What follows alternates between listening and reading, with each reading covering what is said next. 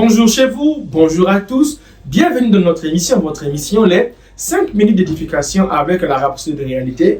Nous sommes le 10 juillet 2026, notre thème porte sur Faites mourir les transactions du corps, alléluia, tiré du livre de Romains 8, verset 13, de la version Osterval qui dit en effet, si vous vivez selon la chair, vous mourrez, mais si par l'esprit vous faites mourir les œuvres du corps, vous vivrez.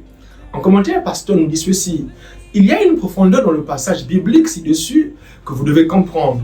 Lorsque l'apôtre Paul parle des œuvres du corps, il ne fait pas simplement référence à des actions ou à des habitudes. Il parle de quelque chose de plus profond, à savoir les transactions du corps, les interactions du corps. Le corps a ses propres mécanismes. Il mène ses activités par le biais des sens, ce que vous ressentez, ce que vous voyez, ce que vous expérimentez physiquement. C'est par ce biais qu'il mène ses activités, en vous transmettant des informations et en vous faisant part de la situation. Parfois, le corps ramène quelque chose à la maison, mais il peut s'agir d'un symptôme, d'une faiblesse ou d'une gêne, quelque chose qu'il a attrapé par le biais de processus naturels. Mais vous devez comprendre que vous n'êtes pas soumis à ces transactions.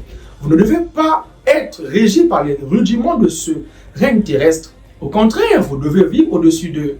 La Bible dit, et l'affection de la chair, c'est la mort, tandis que l'affection de l'esprit, c'est la vie et la paix. Romains 8, verset 6. Béni soit Dieu. Amen. Nous allons prendre la prière. Cher Père, je te remercie pour l'autorité que j'ai sur mon corps par le Saint-Esprit.